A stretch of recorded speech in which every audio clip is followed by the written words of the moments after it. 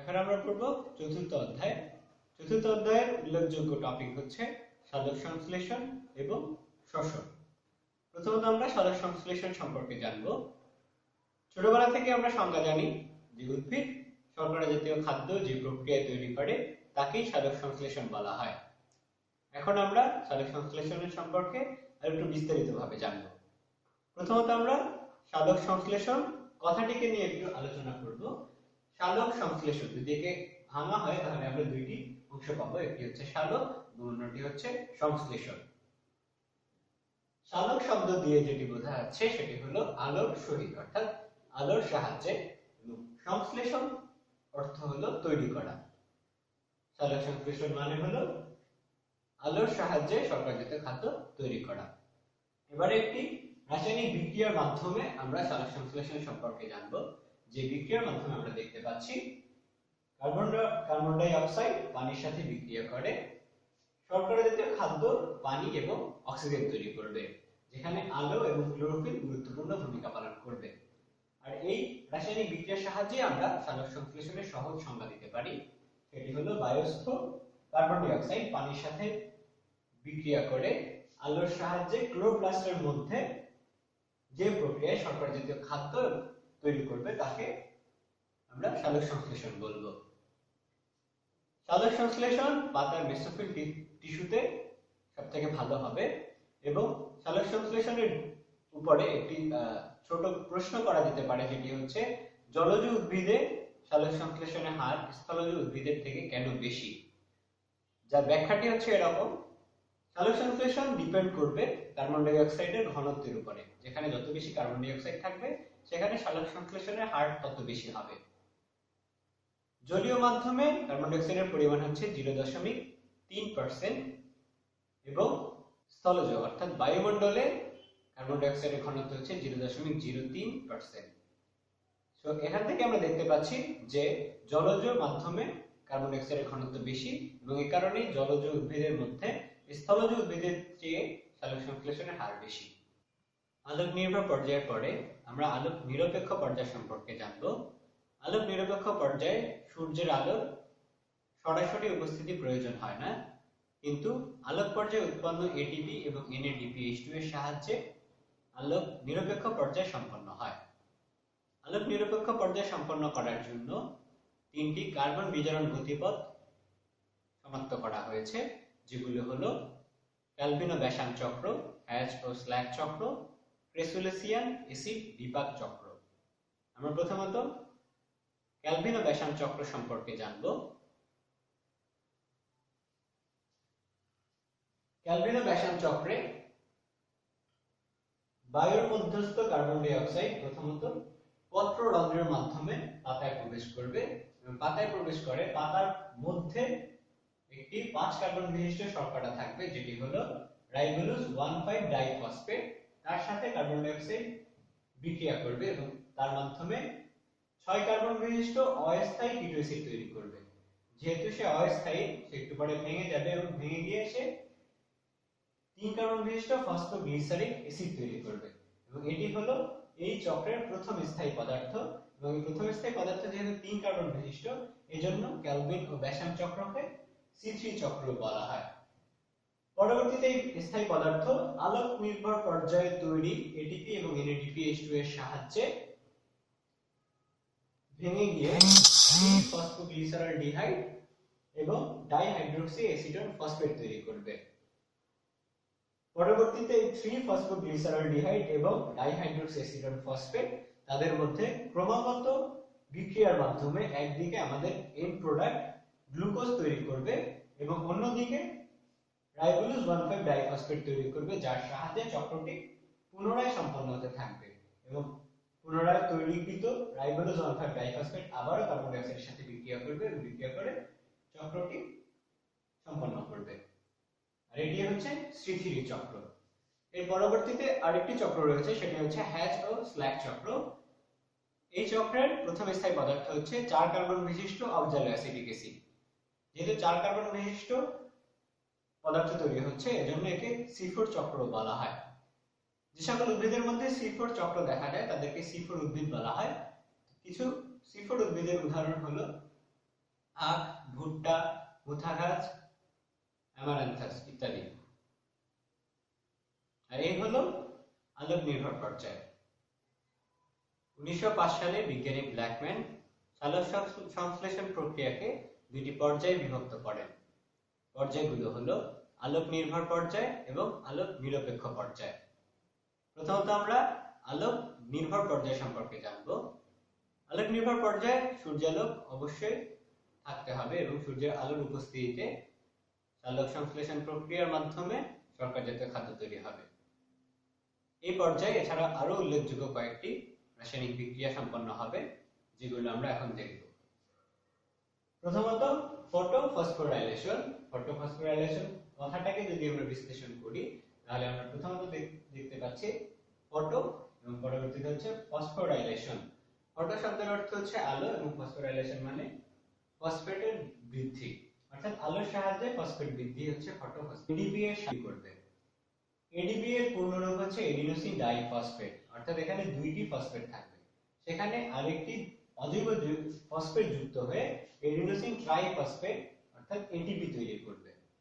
এছাড়া উল্লেখযোগ্য আরেকটি বিক্রিয়া সম্পন্ন হবে আলোক নির্ভর পর্যায়ে, সেটি হচ্ছে হাইড্রোলাইসিস।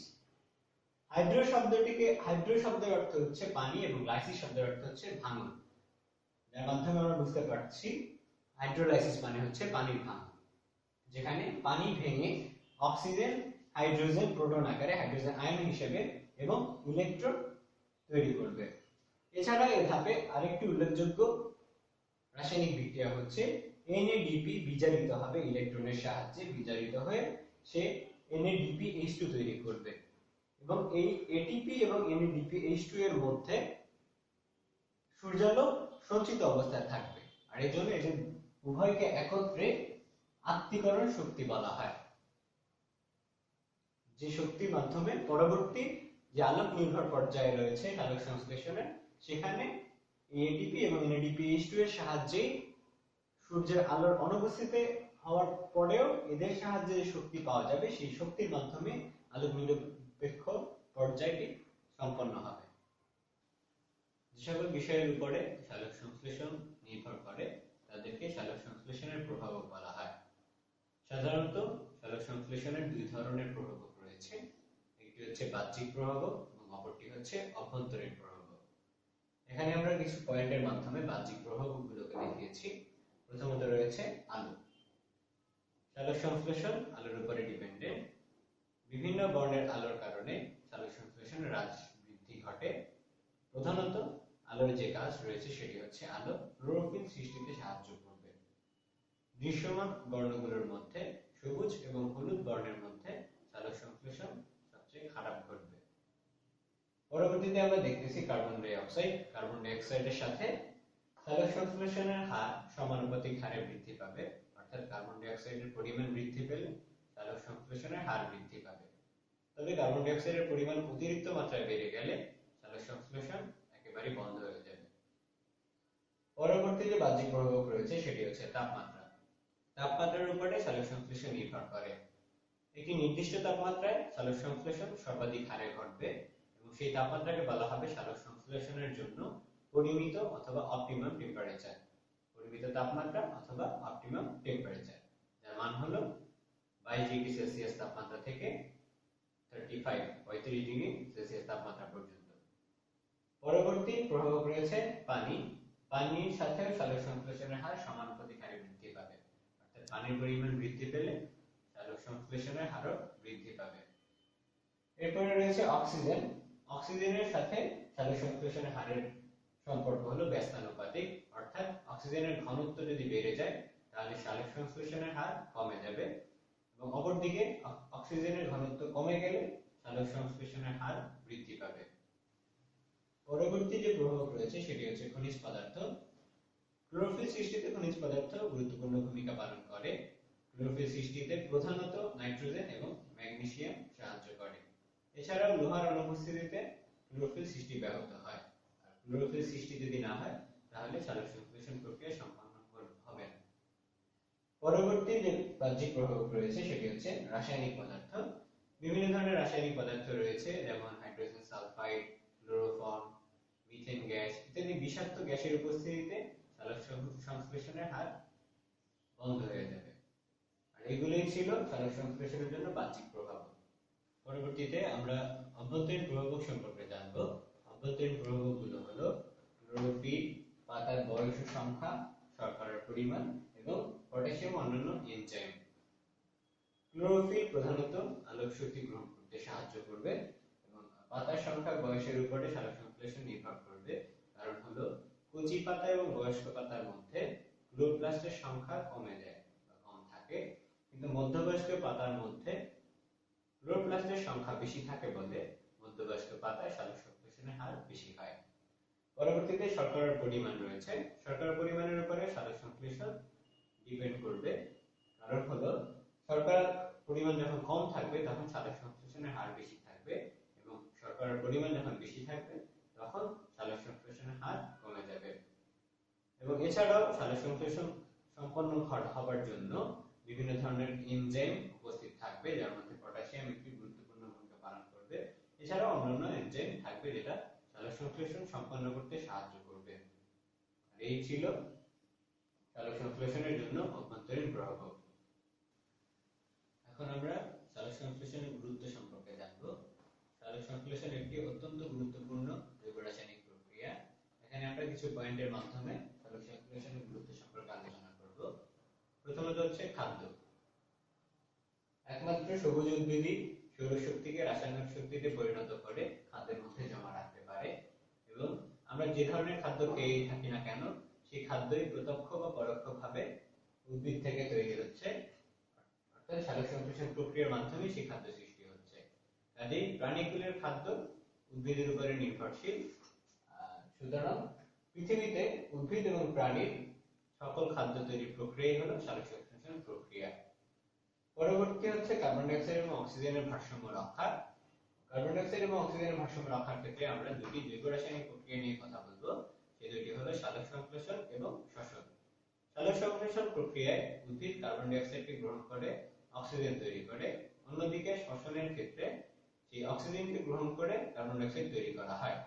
যদি সালোক সংশ্লেষণ প্রক্রিয়া না থাকতো তাহলে শ্বসন প্রক্রিয়ায় অক্সিজেনকে কাজে লাগিয়ে কার্বন ডাই অক্সাইডের পরিমাণ ক্রমাগত বেড়ে যেত এবং সেই কার্বন ডাই অক্সাইড পরিবেশের জন্য ভয়ানক আকার ধারণ করত।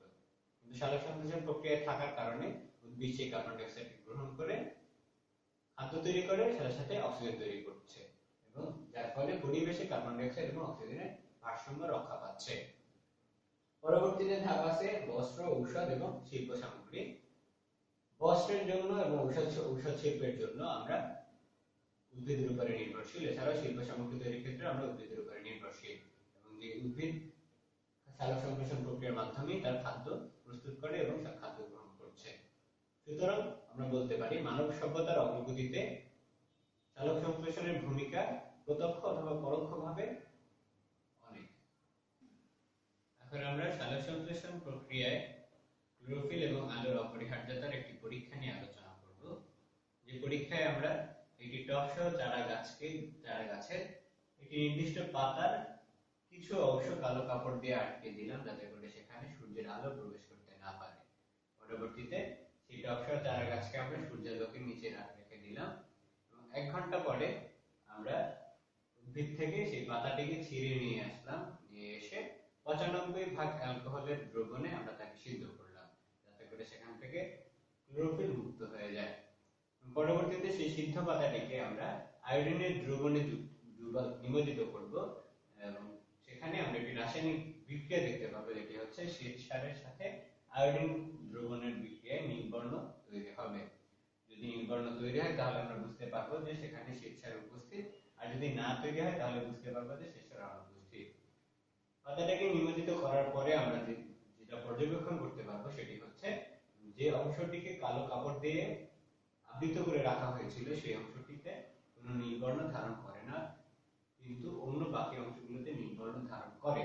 আর তার দ্বারা আমরা বুঝতে পারছি যে যে অংশটুকু আবৃত করা ছিল কালো কাপড় দিয়ে সেখানে সূর্যের আলো প্রবেশ করতে পারেনি বলে সেখানে কোনো শ্বেতসার তৈরি হয়নি।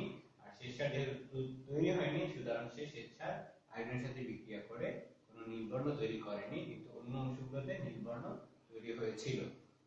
সুতরাং এর দ্বারা আমরা বুঝতে পারছি যে সালোকসংশ্লেষণ প্রক্রিয়া আলোর ভূমিকা অপরিহার্য। এখন আমরা সালোকসংশ্লেষণ প্রক্রিয়ায় ক্লোরোফিল এবং আলোর অপরিহার্যতার একটি পরীক্ষা নিয়ে আলোচনা করব।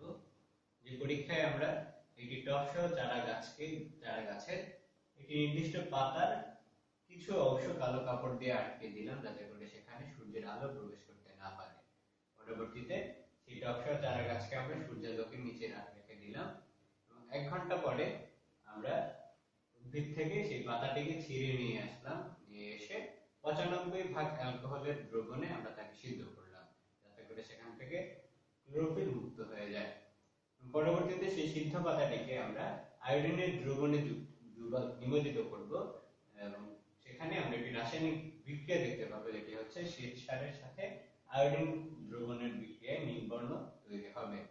যদি নীলবর্ণ তৈরি হয় তাহলে আমরা বুঝতে পারবো যে সেখানে শ্বেত সার উপস্থিত, আর যদি না তৈরি হয় তাহলে বুঝতে পারবো যে শ্বেত সার অনুপস্থিত। পাতাটাকে নিমজ্জিত করার পরে আমরা যেটা পর্যবেক্ষণ করতে পারবো সেটি হচ্ছে যে অংশটিকে কালো কাপড় দিয়ে আবৃত করে রাখা হয়েছিল সেই অংশটিতে কোনো নীলবর্ণ ধারণ করে না, কিন্তু অন্য বাকি অংশগুলোতে নীলবর্ণ ধারণ করে। আর তার দ্বারা আমরা বুঝতে পারছি যে যে অংশটুকু আবৃত করা ছিল কালো কাপড় দিয়ে সেখানে সূর্যের আলো প্রবেশ করতে পারেনি বলে সেখানে কোনো শ্বেতসার তৈরি হয়নি। আর শ্বেতসার যেহেতু তৈরি হয়নি, সুতরাং সেই শ্বেতসার আয়োডিনের সাথে বিক্রিয়া করে কোনো নীলবর্ণ তৈরি করেনি, কিন্তু অন্য অংশগুলোতে নীলবর্ণ তৈরি হয়েছিল। সুতরাং এর দ্বারা আমরা বুঝতে পারছি যে সালোকসংশ্লেষণ প্রক্রিয়া আলোর ভূমিকা অপরিহার্য। উদ্ভিদ শর্করা জাতীয় খাদ্যের মধ্যে সৌরশক্তিকে স্থিতি শক্তি হিসেবে জমা রাখে। খাদ্যের স্থিতির শক্তি অক্সিজেনের মাধ্যমে জারিত হয়ে রাসায়নিক শক্তি এটিপি উৎপন্ন করে। খাদ্য মধ্যস্থ এই স্থিতি শক্তি রাসায়নিক শক্তি হিসেবে রূপান্তরিত করার যে প্রক্রিয়া সেটি হলো শ্বসন প্রক্রিয়া। যদি আমরা রাসায়নিক বিক্রিয়ার মাধ্যমে দেখি তাহলে আমরা দেখব গ্লুকোজ অক্সিজেনের মাধ্যমে জারিত হয়ে কার্বন ডাই অক্সাইড, পানি এবং এটিপি আকারে শক্তি উৎপন্ন করে। আর এই এটিপি আকারে শক্তি উৎপন্ন করার প্রক্রিয়া হলো শ্বসন প্রক্রিয়া। এবারে আমরা শ্বসন প্রক্রিয়ার প্রকারভেদ সম্পর্কে জানব। শ্বসন প্রক্রিয়া সাধারণত 2 প্রকার: সবাশ্বসন প্রক্রিয়া এবং অবাশ্বসন প্রক্রিয়া। যে শ্বসন প্রক্রিয়ায় অক্সিজেন উপস্থিত থাকবে, অর্থাৎ অক্সিজেনের উপস্থিতিতে যে শ্বসন প্রক্রিয়া সম্পন্ন হবে তাকে আমরা বলবো সবাশ্বসন প্রক্রিয়া। অন্যদিকে যে শ্বসন প্রক্রিয়ায় অক্সিজেন অনুপস্থিত থাকবে তাকে আমরা অবাশ্বসন প্রক্রিয়া বলবো। সকল উদ্ভিদ এবং প্রাণীর স্বাভাবিক শ্বসন প্রক্রিয়া হলো সবাশ্বসন প্রক্রিয়া। অপরদিকে কতিপয় অণুজীব, ব্যাকটেরিয়া, ইস্ট এদের ক্ষেত্রে অবাশ্বসন প্রক্রিয়া হলো প্রধান শ্বসন প্রক্রিয়া।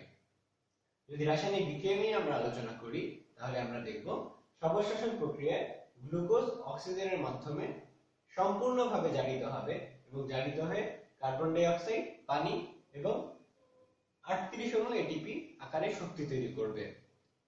অপরদিকে অবাশ্বসন প্রক্রিয়ায় গ্লুকোজ অসম্পূর্ণভাবে জারিত হবে এবং সেখানে ইথাইল অ্যালকোহল এবং কার্বন ডাই অক্সাইড তৈরি করবে, অথবা শুধু ল্যাকটিক অ্যাসিড তৈরি করবে এবং সাথে সাথে 2 অণু এটিপি শক্তি আকারে তৈরি করবে।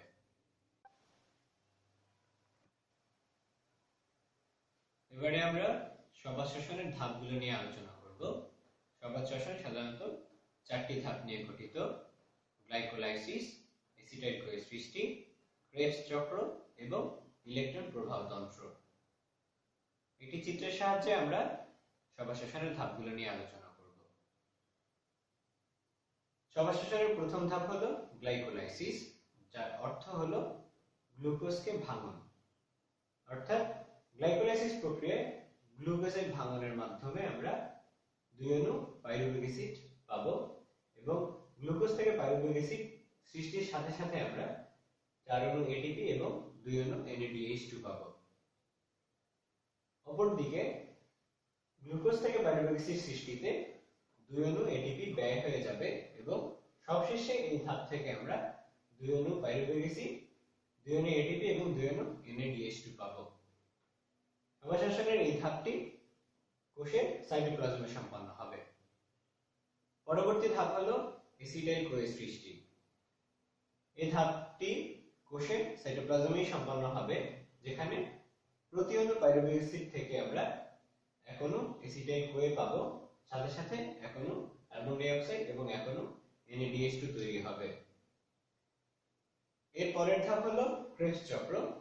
ক্রেবস চক্রে প্রতি অণু এসিটাইল কোয়ে থেকে আমরা এক অণু কার্বন ডাই অক্সাইড, 3 অণু NaDH2, এক অণু FADH2 এবং এক অণু GDP পাবো। এবং সবশেষে এই ধাপটিও কোষের মাইটোকন্ড্রিয়ার মধ্যে সম্পন্ন হবে। সর্বশেষ ধাপ হলো ইলেকট্রন প্রবাহ তন্ত্র, যেখানে উৎপন্ন NaDH2, FADH2, GDP ইলেকট্রন বাহকের মাধ্যমে এটিপি তৈরি করবে এবং ইলেকট্রন বাহকের মাধ্যমে এটিপি তৈরি করার এই প্রক্রিয়াকে বলা হবে ইলেকট্রন প্রবাহ তন্ত্র। এবং সর্বশেষে আমরা এই সবশেষের চারটি ধাপের মাধ্যমে কার্বন ডাই অক্সাইড এবং 38 ATP পানি এবং তাপ শক্তি পাবো। এবং সর্বশেষ যে ধাপ ইলেকট্রন প্রবাহ তন্ত্র, সেটিও কোষের মাইটোকন্ড্রিয়া সম্পন্ন হবে। সর্বশেষের ধাপগুলো আমরা এবারে অন্য একটি ছকের মাধ্যমে আলোচনা করব। এছাড়াও ETS এর মাধ্যমে কিভাবে 38 অণু ATP পাওয়া যাবে বিক্রিয়া শেষে, সেটিও আমরা এই ছকের মাধ্যমে আলোচনা করব। প্রথমে আমরা ছকটা দেখে নিচ্ছি। ছকে রয়েছে শ্বসনের পর্যায়ে উৎপাদিত বস্তু, ব্যয়িত বস্তু এবং ETS এর মাধ্যমে নিট উৎপাদন। ETS সম্পর্কে আমি বলেছিলাম, ETS হলো উৎপাদিত NaDH2, FADH2 এবং GDP থেকে ইলেকট্রন বাহকের মাধ্যমে ATP তৈরি করার যে প্রক্রিয়া, সেটি হচ্ছে ETS বা ইলেকট্রন ট্রান্সপোর্ট সিস্টেম, যাকে বাংলায় আমরা বলেছি ইলেকট্রন প্রবাহ তন্ত্র। সেখানে এক অণু NaDH2 থেকে আমরা 3 অণু ATP পাবো, এক অণু FADH2 থেকে আমরা 2 অণু ATP পাবো এবং এক অণু GDP থেকে আমরা এক অণু ATP পাবো। প্রথমত গ্লাইকোলাইসিস প্রক্রিয়ায় উৎপাদিত হবে 2 অণু পাইরুভিক অ্যাসিড এবং 2 অণু NaDH2 এবং 4 অণু ATP। গ্লাইকোলাইসিসে গ্লুকোজের ভাঙনের মাধ্যমে 2 অণু পাইরুভিক অ্যাসিড সৃষ্টিকালে 2 অণু ATP ব্যয় হবে এবং যার ফলে ETS এর মাধ্যমে শেষ পর্যন্ত আমরা দেখব যে 2 অণু NaDH2 থেকে আমরা, যেহেতু এক অণু NaDH2 হচ্ছে 3 ATP, সুতরাং 2 অণু NaDH2 সমান আমরা পাবো 6 অণু ATP এবং 4 অণু ATP তৈরি হয় এবং 2 অণু ব্যয় হয়ে যায়, যার ফলে আমরা শেষ পর্যন্ত 2 অণু ATP পাবো। পরবর্তী ধাপ হলো এসিটাইল কোয়ে সৃষ্টি। এখানে 2 অণু পাইরুভিক অ্যাসিড ব্যয়িত হয়ে উৎপন্ন করবে 2 অণু এসিটাইল কোয়ে, 2 অণু NaDH2 এবং 2 অণু কার্বন ডাই অক্সাইড তৈরি করবে এবং ETS এর মাধ্যমে নিট উৎপাদন হবে 2 অণু NaDH2 থেকে 6 অণু ATP এবং 2 অণু কার্বন ডাই অক্সাইড ওখানে তৈরি হবে। এবং তার পরবর্তী ধাপ হলো ক্রেবস চক্র। ক্রেবস চক্রে আমরা 4 অণু কার্বন ডাই অক্সাইড পাবো, 6 অণু NaDH2 পাবো, 2 অণু FADH2 পাবো এবং 2 অণু GDP পাবো এবং সেটি তৈরি হবে 2 অণু এসিটাইল কোয়ে সৃষ্টির ভাঙনের পর। 2 অণু এসিটাইল কোয়ে এর ভাঙনের ফলে আমরা এই পদার্থগুলো ক্রেবস চক্র থেকে পাবো। এবং সর্বশেষে ETS এর মাধ্যমে যে নিট উৎপাদন হবে, সেখানে 6 অণু NaDH2 থেকে আমরা, যেহেতু আমরা জানি এক অণু NaDH2 সমান হচ্ছে 3 ATP, সুতরাং আমরা 6 অণু NaDH2 সমান পাবো 18 অণু ATP। 2 অণু FADH2 থেকে আমরা পাবো 4 অণু ATP এবং 2 অণু GDP থেকে আমরা পাবো 2 অণু ATP। এবং সর্বশেষে নিট ATP হবে গিয়ে 38 বা 38 অণু ATP। আর এটি হচ্ছে শ্বসন প্রক্রিয়া, অবশেষণের সকল ধাপগুলো। এবারে আমরা অবশেষণের ধাপ সম্পর্কে জানবো। অবশেষণ সাধারণত দুইটি ধাপে সম্পন্ন হয়, গ্লাইকোলাইসিস এবং পাইরুভিক অ্যাসিডের অসম্পূর্ণ জারণ। গ্লাইকোলাইসিসে এক অণু গ্লুকোজ ভেঙে 2 অণু পাইরুভিক অ্যাসিড, 2 অণু NaDH2 এবং 2 অণু ATP তৈরি করে। এবং দ্বিতীয় ধাপ হচ্ছে পাইরুভিক অ্যাসিডের অসম্পূর্ণ জারণ। যেহেতু অবশেষণ প্রক্রিয়া অক্সিজেনের অনুপস্থিতিতে ঘটে, সুতরাং সেখানে পাইরুভিক অ্যাসিডের অসম্পূর্ণ জারণ ঘটবে এবং পাইরুভিক অ্যাসিড অসম্পূর্ণভাবে জারিত হয়ে ইথাইল অ্যালকোহল এবং কার্বন ডাই অক্সাইড অথবা শুধুমাত্র ল্যাকটিক অ্যাসিড তৈরি করবে। এবারে আমরা শ্বসন প্রক্রিয়ার গুরুত্ব সম্পর্কে জানব। শ্বসন প্রক্রিয়ায় উৎপাদিত শক্তি জীবের বিভিন্ন ক্রিয়া প্রক্রিয়া পরিচালিত করতে সাহায্য করে। এছাড়াও শ্বসন প্রক্রিয়ায় উৎপাদিত কার্বন ডাই অক্সাইড সালোক সংশ্লেষণ প্রক্রিয়ার কাঁচামাল হিসেবে কাজ করে। এছাড়াও জীবের কোষ বিভাজন ছাড়াও অন্যান্য বিভিন্ন শারীরবৃত্তিক প্রক্রিয়ায় যে শক্তির প্রয়োজন হয় সেটি শ্বসন প্রক্রিয়ার মাধ্যমে উৎপাদিত শক্তির দ্বারা পূরণ করা হয়। এছাড়া অবাশ্বসনে উৎপাদিত ইথাইল অ্যালকোহল বিভিন্ন শিল্পে ব্যবহার করা হয়। এছাড়াও রুটি শিল্পে পনির, দই ইত্যাদি তৈরি করতেও ল্যাকটিক অ্যাসিড ফার্মেন্টেশন প্রক্রিয়াটি গুরুত্বপূর্ণ ভূমিকা পালন করে। আর এই হলো শ্বসন প্রক্রিয়ার গুরুত্ব। এবারে আমরা শ্বসন প্রক্রিয়ার প্রভাবক সম্পর্কে জানব। শ্বসন প্রক্রিয়ায় সাধারণত দুই ধরনের প্রভাবক থাকে, বাহ্যিক প্রভাবক এবং অভ্যন্তরীণ প্রভাবক। প্রথমত আমরা দেখব বাহ্যিক প্রভাবকগুলো কি কি রয়েছে। বাহ্যিক প্রভাবকের মধ্যে রয়েছে প্রথমে তাপমাত্রা। একটি নির্দিষ্ট তাপমাত্রায় শ্বসন প্রক্রিয়া সর্বাধিক হারে ঘটে এবং সেই তাপমাত্রাকে শ্বসনের জন্য পরিমিত তাপমাত্রা বলা হয়, অথবা ইংরেজিতে অপটিমাম টেম্পারেচার বলা হয়, যার মান হলো 20 ডিগ্রি সেলসিয়াস তাপমাত্রা থেকে 45 ডিগ্রি সেলসিয়াস তাপমাত্রা। পরবর্তী বাহ্যিক প্রভাবক হলো অক্সিজেন। অক্সিজেনের উপস্থিতিতে সবার শ্বসন প্রক্রিয়ায় পাইরুভিক অ্যাসিডের জারণ ঘটে। সুতরাং কোনো ক্রমেই অক্সিজেনের অনুপস্থিতিতে সবার শ্বসন সম্ভব নয়। পরবর্তী বাহ্যিক প্রভাবক হলো পানি। পরিমিত পরিমাণ পানি শ্বসন ক্রিয়াকে স্বাভাবিক রাখে, কিন্তু অল্প পরিমাণ কিংবা অত্যধিক পরিমাণ পানি শ্বসন প্রক্রিয়ায় ব্যাঘাত ঘটায়। পরবর্তী বাহ্যিক প্রভাবক হলো আলো। আলো সাধারণত শ্বসন প্রক্রিয়ায় কোনো ভূমিকা পালন করে না, তবুও দিনের বেলায় আলোর উপস্থিতিতে পত্ররন্ধ্র খোলা থাকায় অক্সিজেন গ্রহণ এবং কার্বন ডাই অক্সাইড ত্যাগ করায় সাহায্য করে বলে শ্বসন প্রক্রিয়ার হার একটু বেশি থাকে। পরবর্তী বাহ্যিক প্রভাবক হলো carbon die oxide. Carbon die অক্সাইডের ঘনত্ব বেড়ে গেলে শ্বসনের হার কিঞ্চিত কমে যায়। এই ছিল বাহ্যিক প্রভাবকগুলো। পরবর্তী প্রভাবকগুলো হলো অভ্যন্তরীণ প্রভাবক, যেখানে আমরা দেখতে পাচ্ছি প্রথমত রয়েছে খাদ্যদ্রব্য। কোষ মধ্যস্থ খাদ্যদ্রব্যের উপরে শ্বসন প্রক্রিয়া নির্ভর করবে। পরবর্তীতে রয়েছে উৎসেচক। শ্বসন বিক্রিয়া সংগঠিত হওয়ার জন্য বিভিন্ন ধরনের উৎসেচক রয়েছে এবং সেই উৎসেচকের কাজের উপরে শ্বসন প্রক্রিয়া নির্ভর করবে। উৎসেচকের ঘাটতি দেখা দিলে শ্বসন প্রক্রিয়া ব্যাহত হবে। পরবর্তীতে রয়েছে কোষের বয়স। অল্প বয়স্ক কোষে শ্বসন হার বেশি এবং বয়স্ক কোষে শ্বসন হার কম। পরবর্তীতে রয়েছে অজৈব লবণ।